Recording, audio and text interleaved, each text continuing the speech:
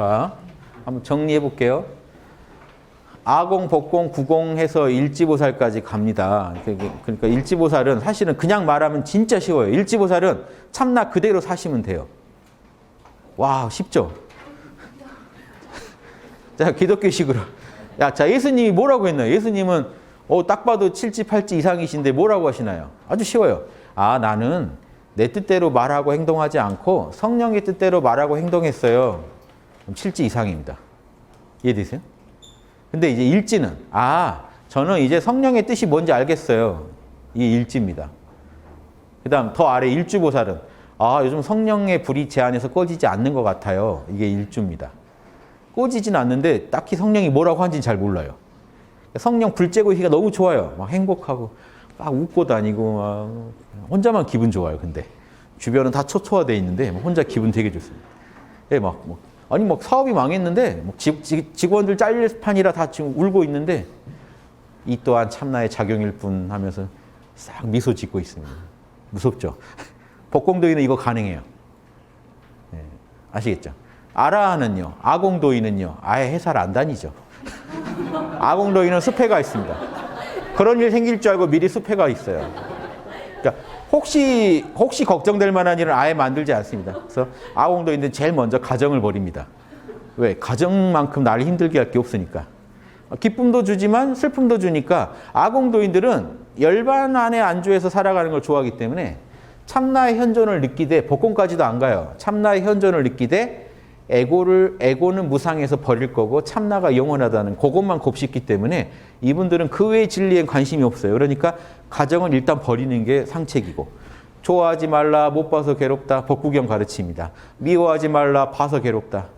그러니까 그 상태를 추구하는 거예요. 그래서 일찍이 숲에 가서 여러분 그러니까 막 죽을 게 걱정되고 하는 분들은 아공을 닦으면 되게 위안이 됩니다.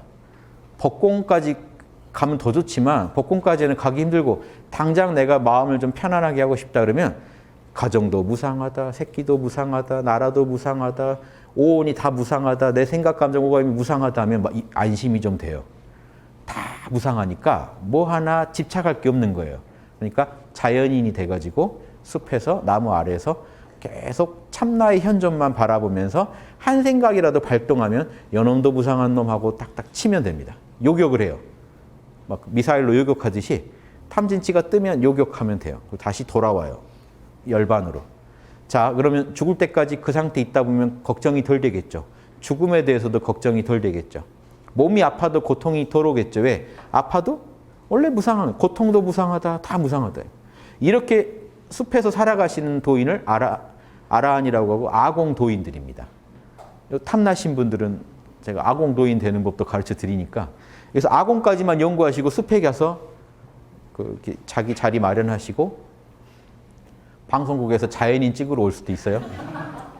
사양하시고 그 찍고 나면 여러분 또 탐진치 또 괜히 또 좋아요 구독자 막 이런 거 막 계속 집착하고 유튜브에 올려볼까 막 이러고 마음이 통하니까 다 피해서 이렇게 사는 도인도 있습니다. 석가모니께서 인도에서 가르쳐준 법은 아라한 데는 아공법까지만 주로 가르쳐줬어요. 근데 거기에 구공의 요소도 넣습니다. 사랑하라. 자비를 강조하신 거는 구공까지도 이어지기 때문에 중요하지만 아공 수준의 자비도 있거든요. 그래서 아무튼 자비를 강조하신 건 구공과 연결되는 부분이 있지만 아공 위주로 지도해 줬어요. 법공도 얘기 안 하셨어요. 실제로는. 그러니까 그 아공의 논리를만 가지고 살아갈 수 있게 당시 인도인들을 가르쳤어요. 왜냐? 당시 인도인들이 소시오패스도 지금도 많잖아요. 막 기초 도덕부터 좀 위험한 곳이 많죠. 거기는 여성들 성 문제 이런 거 지금 여러분 뉴스를 한 번씩 보면 원시 시대냐 하는 모습도 있죠. IT 강국이라면서 모순된 모습이 있습니다. 그래서 저는 당시 인도인들이 상당히 힘들었을 거라고 봐요. 석가모니께서 양심을 가르치기에는 힘드셨을 거다. 법화경이나 불경들이 그렇게 얘기해요. 법공 아니라 구공까지도 구현이 힘든 상태라 아공만 지도했다. 그래서 탐진치 내려놓는 것만 먼저 가르쳤다. 그리고 기초도덕, 오개니 계율을 가르쳐서 기초도덕 준수와 탐진치 내려놓기, 이기심 내려놓기 그것만 먼저 가르쳤다. 이런 게 이제 대승불교식 설명입니다. 그런 부분이 있다고 봐요, 저도. 그래서 아공에서 법공까지 오는 게요. 요게 법공이 강조되는 게 한 500년은 지나요. 석가모니 가시고 한 500년은 돼서야 이제 법공이 제대로 강조됩니다. 대승보살도가 나와요. 그 법공 강조된 거는 뭐 500년까지 안 가고 한 400년부터는 법공이 강조되고 돌아가시고, 구공 나오기는 이제 좀 화엄경 와서야 구공이 다 원만히 밝혀지긴 해서 반야신경이니 금강경이니 하는 거는 경은 뒤에 나왔던지 간에 가르침은요, 그 기원전 한 100년 정도에 주로 유행하던 반야부 가르침, 법공 가르침을 정리해 놓은 겁니다. 근데 구공 가르침들은 어디 나오냐? 유마경, 화엄경 이런 데 나와요. 구공이 본격적으로 나올 때는요, 대승의 진짜 메인 가르침이 나옵니다. 내 안에 육바라밀이 있다. 이게 대승의 핵심이거든요. 그래서 공성과 자비가 대승의 핵심 사상인데, 공 안에 자비가 들어있다, 진리가 들어있다, 전지전능한 부처님의 공덕이 우리 안에 다 있다. 이거는 구공 가르침 와서 나와요. 대승 중에서도. 처음에 나온 거는 저 법공부터 나옵니다. 금강경, 반야경의 내용. 일체가 오온이 공하다. 일체가 공하다. 일체가 유심조다. 이런 것부터 나와요. 지금 내가 보고 듣고 있는 게 내가 만들어서 보고 있는 거다. 요것부터 나와서 나중에 육바라밀로 경영해라가 나옵니다. 재밌죠? 저만 재밌죠? 더 재밌는 얘기 하나 해드릴까요? 시간도 남고 진도 나가긴 글렀고. 진도 하나 읽어드릴게.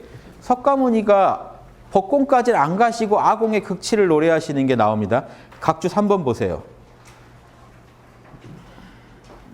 3번 중에 잡아함경, 석가모니 말씀인 잡아함경 보실래요? 비구들이여, 4페이지 그 4번 바로 위에 있습니다.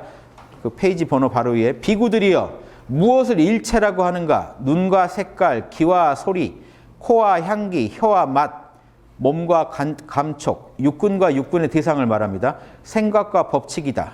비구들이여, 이것들을 일체라고 한다. 지금 보세요. 석가모니는 아주 아슬아슬한데 아공의 극치를 얘기하시지 법공으로는 안 가고 계세요. 법공은 뭐까지 가야 돼요?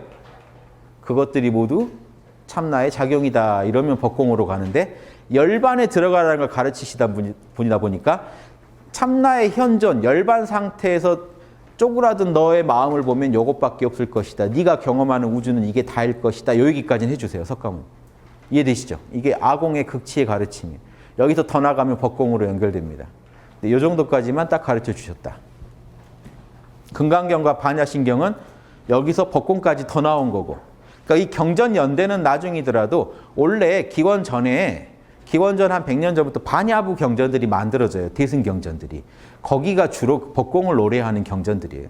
그러다가 기원 후 1세기가 되면 화엄경에서 제대로 이제 육바라밀 이런 게 제대로 등장합니다. 일원화돼가지고. 근데 저는 아주 재미있는 얘기 하나 해드리려고요. 불교 강의 때 할 얘기는 아닌데 제 강의는 워낙 엉망이라. 예수님은 이거 기독교에서 이 예수님을 어떻게 평가합니까? 말렙 보살이다. 역사상도 여러분 대승의 화신입니다. 대승 정신의 화신이에요. 역사상 화엄경이나 이런 경이 나오기 전에 이미 신약 성서들이 나왔습니다. 더 기록이 먼저 됐어요. 법공을 노래하는 반야부랑은 다르게 예수님은요, 철저한 대승정신, 중생 구제하러 내가 이 땅에 왔고 한 마리 양이라도 내가 놓칠 수 없다. 대승정신. 친구를 위해서 목숨을 버리는 게 최고의 사랑이다. 뭐 이런 식의 대승정신을 완전히 이렇게 뿜어내는, 그 역사적인 존재가 뿜어낸 사례는 예수님입니다. 왜? 대승경전들은 역사적 실존인물들이 아니에요. 그 주인공들이. 지금 역사적 실존인물이 역사성이 제일 높은 분이 대승에 완전히 화연이 돼가지고 강조한 거는 예수님. 그래서 여러분 불교 공부한 분들이 착각하시면 안 돼요. 예수님이 역사상 대승정신을 우리가 아는 한 2000년 안에 가장 극렬하게 드러낸 분은 예수님입니다. 그게 기록된 게 성경이에요. 사대복음, 불교 보살되고, 자, 나는 불교 신자라 성경 안 봅니다. 그럼 됐고, 뭐 그러든지 말든지 저는 됐고요.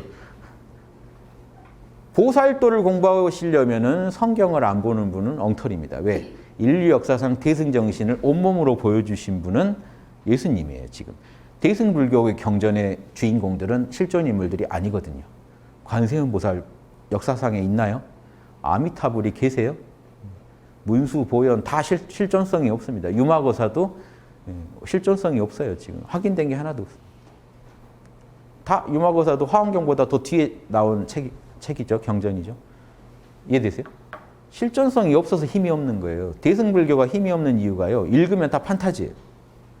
벌써 우주 밖에서 시작해요. 스토리가 막. 우리 우주 밖에서 시작되고 막 털구녕에 부처들이 앉아있다는데 뭐 알 길도 없고 굳이 털구멍에 부처님 있는 얘기를 왜 하는지. 그러니까 우리가 알아가는 얘기로 왜 요즘 와서 니까야가 힘을 가질까요? 한 인간이 생을 걸고 실험한 내용이 담겨있기 때문에 진솔한 내용이 담겨있으니까 힘이 있는 거예요. 니까야를 공부하면 아공 도인의 모습을 알 수 있어요. 아공의 극치를 볼 수 있습니다. 자, 법공의 극치는 어디서 볼까요? 구공의 극치는 어디서 볼까요? 실존 인물 누굽니까? 법공의 극치들은 누굴까요? 조사들이에요. 조사들. 그래서 선불교가 힘을 갖고 있는 거는 생을 걸고 실험한 사람들이 많기 때문에 그래요. 자, 구공은요. 이 약합니다. 선불교가 유행하는 바람에 구공이 약해졌어요. 여기서 만족해버리니까. 우리나라에도 원효 스님이라는 칠지보살 넘어가시는 구공 달인이 계셨는데 뒤에 선불교가 유행하면서 원효 스님보다는 견성에 화두해가지고 견성해버리면 끝이라는 공부가 유행하면서 큰 스님들이 안 나와버리게 됐습니다. 일주 정도가 나오지 일지 이상이 안 나오게 된 거예요. 이유가 선불교 때문이에요. 대승보살도는 원래 육바라밀 공부하는 구공인데 육바라밀을 언제 닫고 있어? 화두 잡으면 바로 견성이야, 바로 성불이야. 이게 노래돼 버리니까 이게 약해진 거예요. 오히려 비난했습니다. 육바라밀 닦아서 일지부터 십지 올라간다는 거는 경전의 교정의 가르침이고 우리는 교회 별전이라 한 방에 붙여댄다. 요거를 광고에 카피로 썼어요. 그러니까 지금 이게 유행하니까 이게 망한 겁니다. 그래서 전 세계에서 대승보살도가 망해버린 게 선불교 유행도 커요. 원래 도와주려고 나왔을 텐데 견성까지 빨리 시켜주려고 나온 건데 견성에서 멈춰버리면 독이 되는 거예요. 견성에서 육바라밀로 가는 길을 소상이 안 가르쳐 주니까 독이 된 거예요. 아시겠죠? 이게 꼭 나쁘다는 게 아니라 법공이 다라는 얘기만 노래되고 여기로 가는 길이 안 나와버리니까 보살도 자체가 죽어버려서 지금 화엄경, 유마경을 해석할 수가 없습니다. 견성 도인들도 해석 못해요. 왜? 법공의 관점으로만 보니까. 일체가 참나의 작용이라는 것만 가지고 화엄경을 풀이를 못해요. 화엄경을 딱 법공 수준으로 그럼 격화시켜버립니다. 그 작업이 당나라 통현장자가 한 선불교적 관점에서 화엄경 주석 단계 그게 이거예요.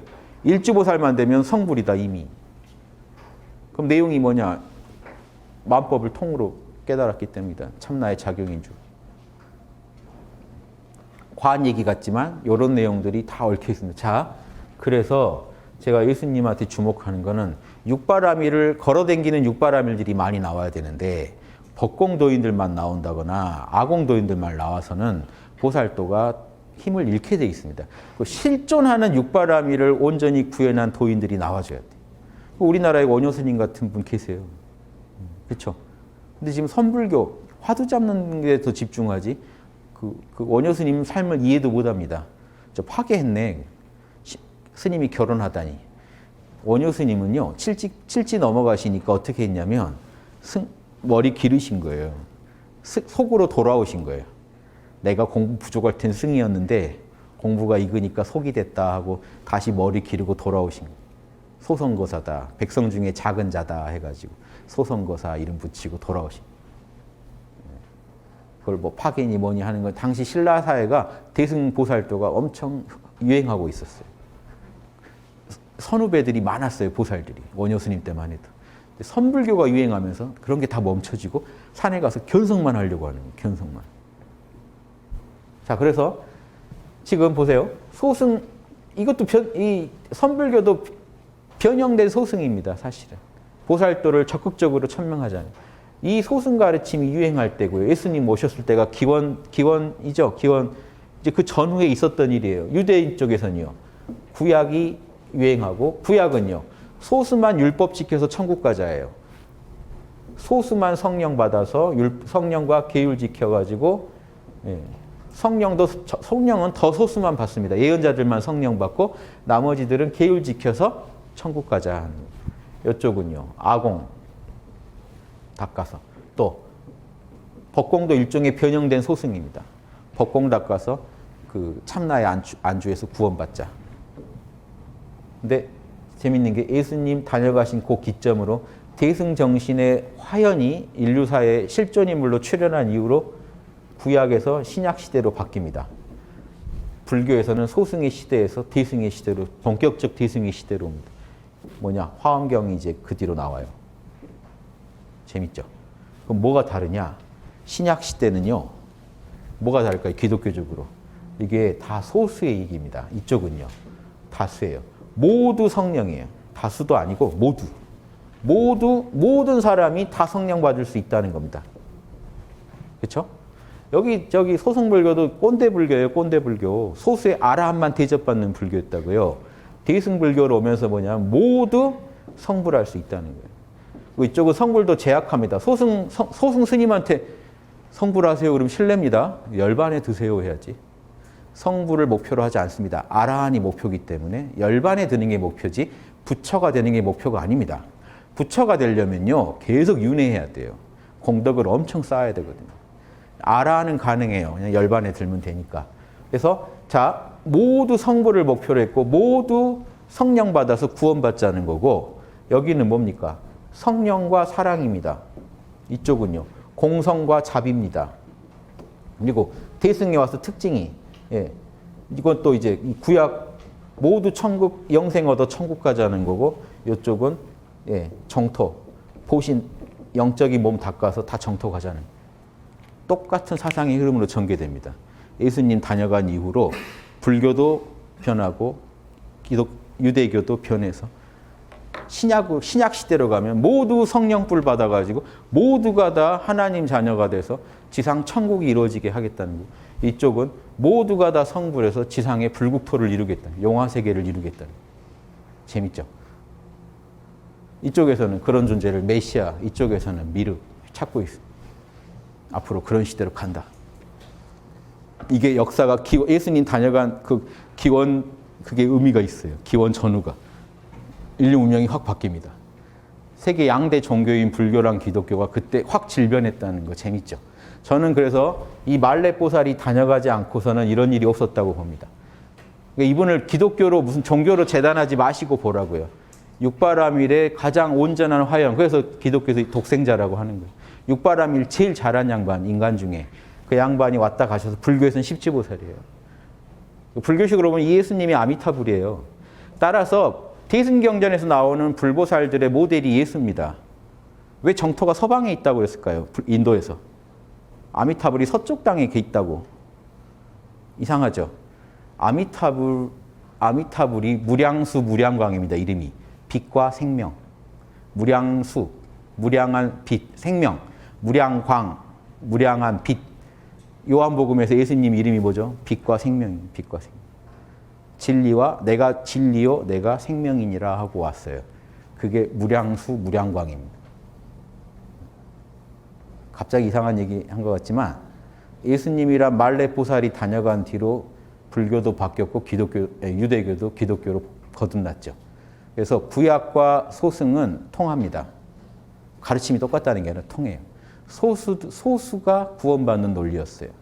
신약의 시대, 대승의 시대는 모두가 다 성불해서 올라가는, 승급해서 올라가고 이 땅은 정토로 바뀌는 그런 내용입니다. 그렇죠? 소수가 천국 가고 소수만 열반에 드는 논리에서 완전히 바뀝니다. 그리고 여기 오면은 이 모두의 공동 책임이에요. 누군가가 구원 못 받고 누군가가 성불 못하는 거는 보살 책임입니다. 사도 책임이에요. 공동 운명체라는 걸 강조합니다. 누구 한 명이 천국 가고 누구 한 명이 구원받고 하는 논리는 이제 별 의미가 없어져요.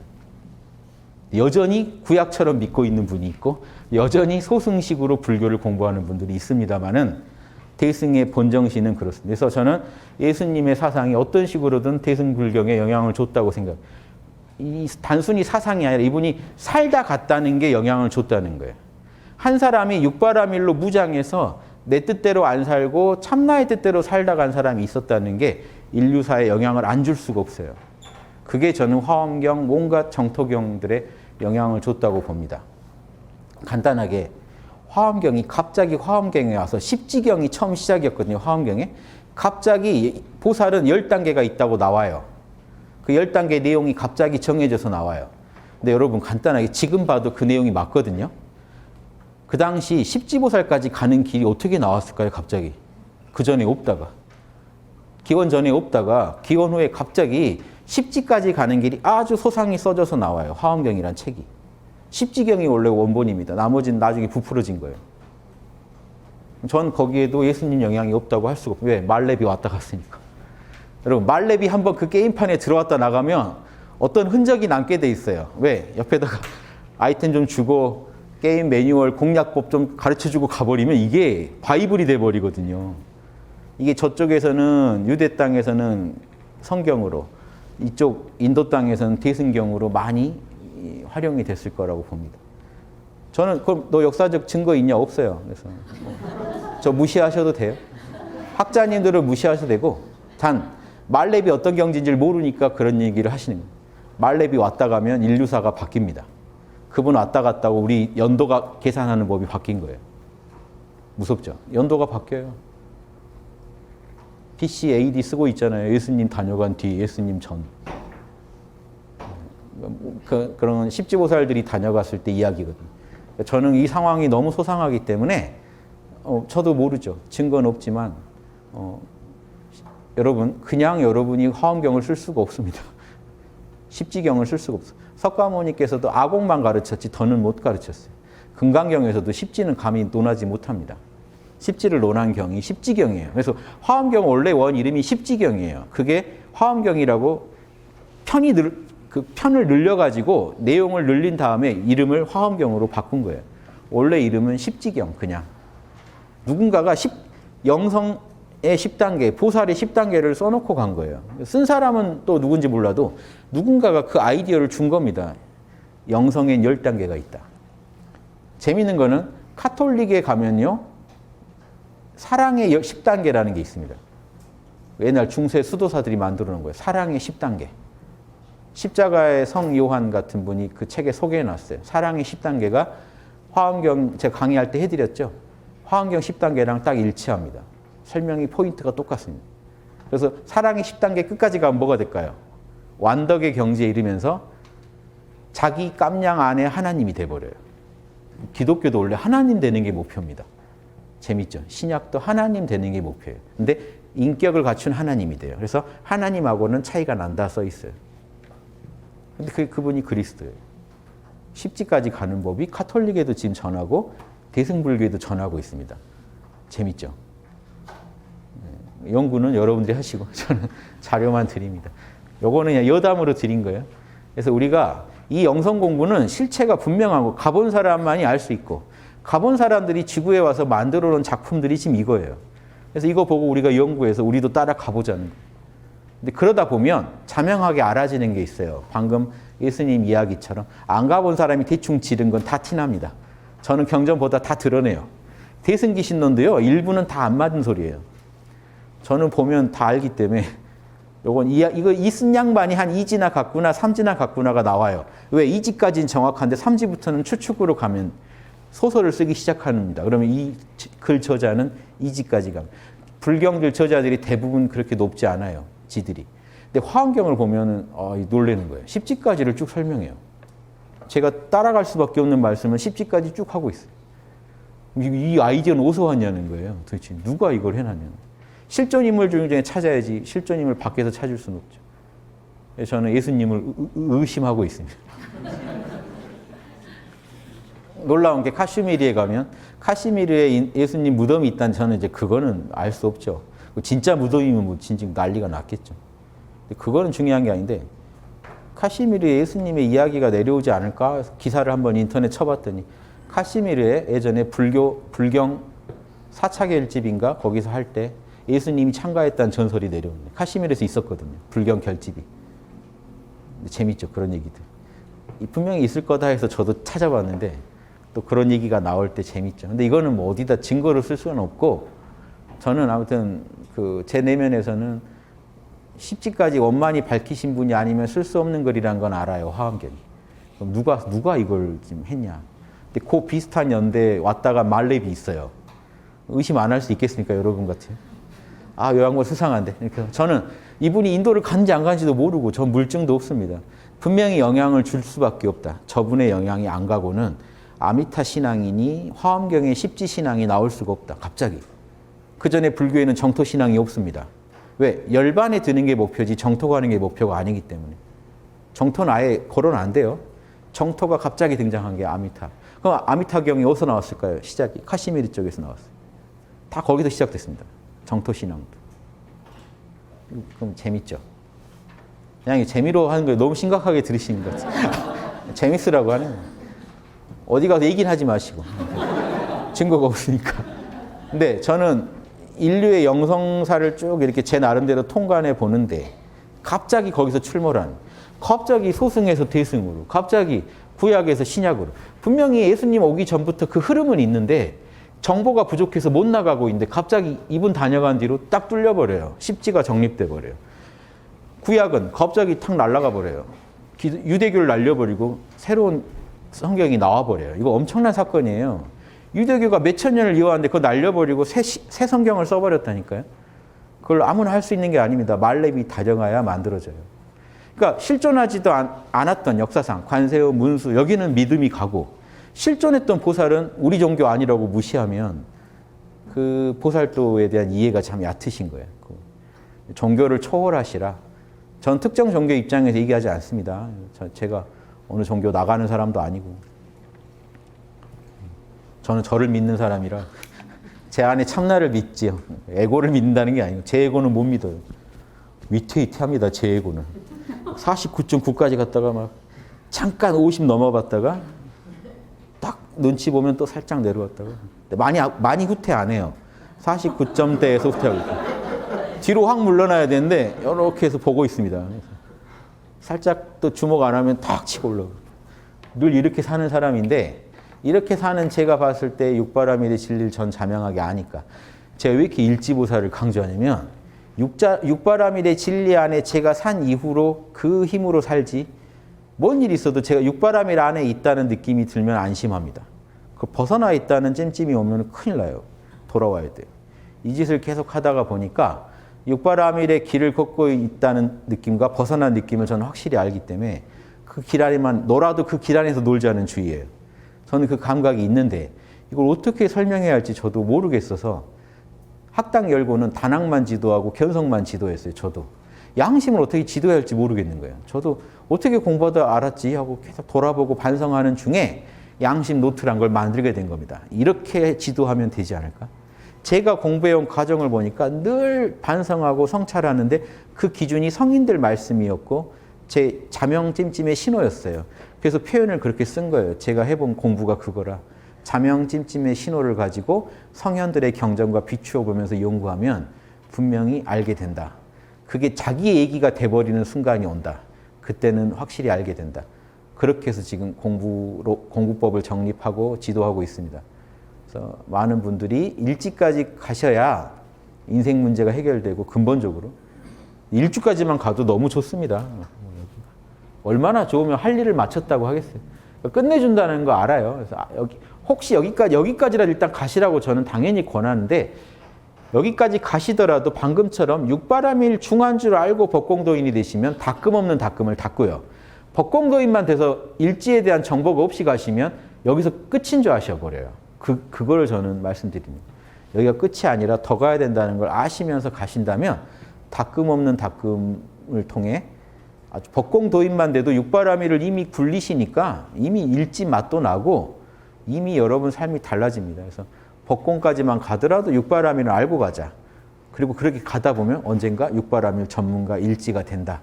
이렇게만 딱 아시면 여러분 영성의 길을 가시는데 조금의 그 부족한 거 없으실 거예요. 제가 장담합니다.